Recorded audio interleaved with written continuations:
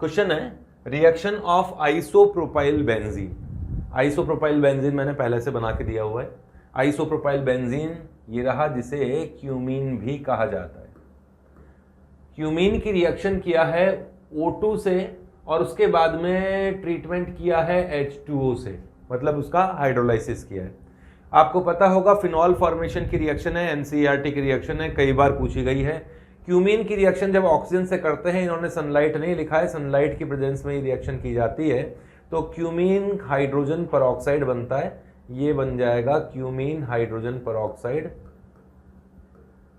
OOH, cumene hydrogen peroxide बनता है, जिसका एसिडिक मीडियम में हाइड्रोलाइसिस करने पर एक रीअरेंजमेंट होता है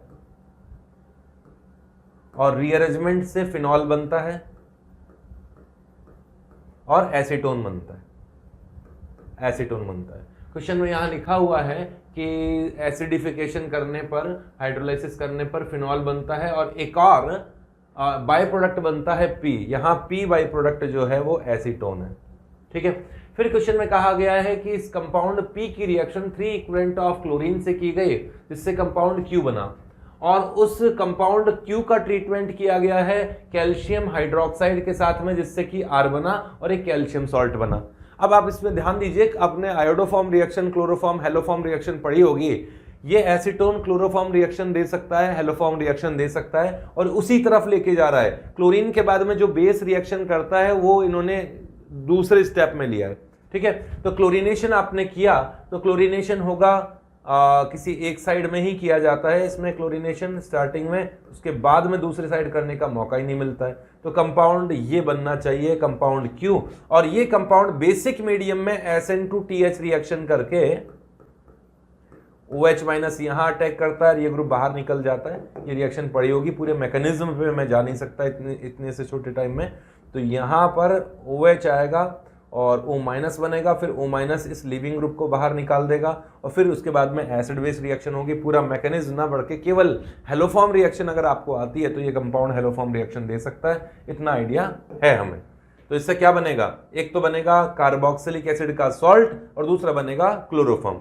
अब इन्होंने क्वेश्चन में कहा है कि कैल्शियम सॉल्ट बनता है S, तो कैल्शियम सॉल्ट जो S है वो है CH3C डबल बॉन्ड O, मतलब CH3COO2 कैल्शियम, ये कैल्शियम का सॉल्ट हो गया, और यहां बन गया क्लोरोफॉर्म। कंपाउंड R तो क्लोरोफॉर्म है, कंपाउंड S कैल्शियम एसीटेट है। ठीक है। मैंने आपको PQRS बता दिए। अब क्वेश्चन में पूछा है कि स्ट्रक्चर जो PQRS है उसके बेसिस पे कुछ स्टेटमेंट दिए हैं, कौन कौन से स्टेटमेंट सही हैं, कौन कौन से स्टेटमेंट गलत है। स्टेटमेंट फर्स्ट दिया हुआ है, ऑप्शन ए में दिया है कि reaction of compound P and R, compound P मतलब एसीटोन और कंपाउंड R मतलब क्लोरोफॉर्म, इनकी रिएक्शन करने पर बेसिक मीडियम में, फिर उसके बाद में एसिडिफिकेशन पर करने पर क्लोरीटोन बनता है।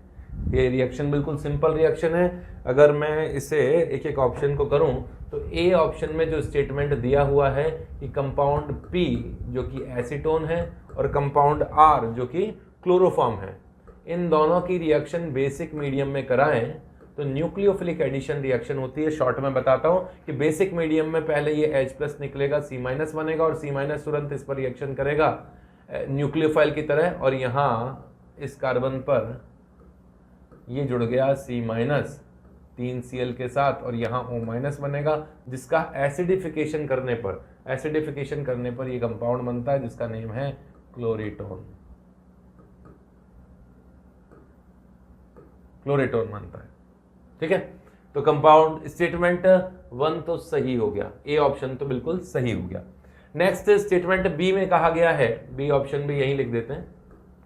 बी ऑप्शन में कहा गया है कि कंपाउंड आर की रिएक्शन ऑक्सीजन की प्रेजेंस में की गई और फॉस्जीन गैस बनती है। ठीक है। कंपाउंड आर कौन है, कंपाउंड आर ये रहा क्लोरोफॉर्म, ये रहा कंपाउंड आर क्लोरोफॉर्म, और इसकी रिएक्शन की गई कंपाउंड मतलब ऑक्सीजन के साथ। बिल्कुल सही है।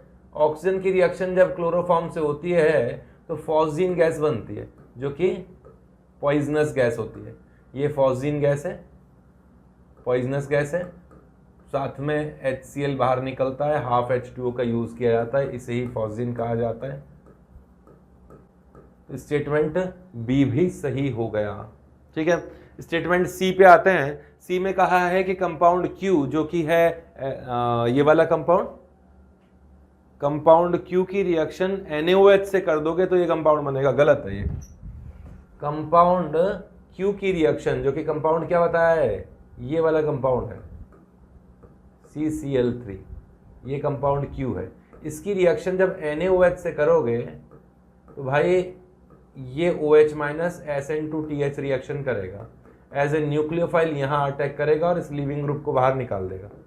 ठीक है, ये लिविंग ग्रुप को इस तरीके से बाहर निकाल देगा कि यहाँ तो अटैक करेगा, O माइनस बनेगा, O minus again double bond बनाएगा और इसको बाहर निकाल देगा। तो वास्तव में यहाँ जो कंपाउंड बनना चाहिए, वो जो कंपाउंड बनेगा वो sodium salt of carboxylic acid बनेगा।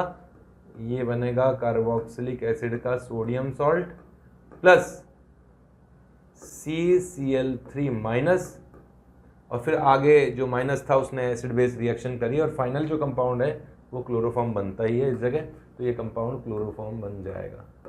तो ये स्टेटमेंट तो इन्होंने गलत दिया है, क्या पता क्या ही कंपाउंड बना के दे दिया।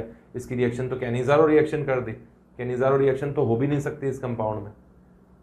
ठीक है, कैनिज़ारो रिएक्शन तो हो, अगर यहाँ H होता तब भी कैनिज़ारो रिएक्शन नहीं होती, H तो है भी नहीं, मिथाइल ग्रुप जुड़ा हुआ है इस जगह।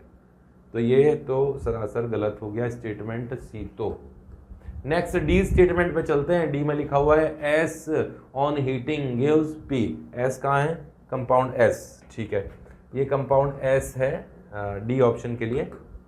कंपाउंड एस जो कि है calcium salt of acetic acid, इसका कैल्शियम सॉल्ट है। याद कीजिए हम लोग कार्बोक्सिलिक एसिड के कैल्शियम सॉल्ट का ड्राई डिस्टिलेशन करते थे जिससे कि एल्डिहाइड कीटोन कंपाउंड बनते थे। तो इसका आप इसे जब हीट करते हैं, इसे जब आप हीट करते हैं तो यहाँ से कैल्शियम कार्बोनेट बाहर निकलेगा। ठीक है, इस यहाँ से कैल्शियम कार्बोनेट बाहर निकलेगा, कैल्शियम कार्बोनेट बाहर निकलेगा और एसीटोन बनेगा, एसीटोन बनेगा। तो क्वेश्चन में यही तो पूछा गया है, एसीटोन बनेगा। तो कंपाउंड एस जो कि ये है ही, कंपाउंड एस को जब हीट करोगे तो कंपाउंड पी बनेगा, जो कंपाउंड पी एसीटोन है। तो ये ऑप्शन भी हमारा बिल्कुल सही है। तो आंसर क्या होना चाहिए इस क्वेश्चन का, इस क्वेश्चन का आंसर हो जाएगा ए, बी एंड डी, ये आंसर।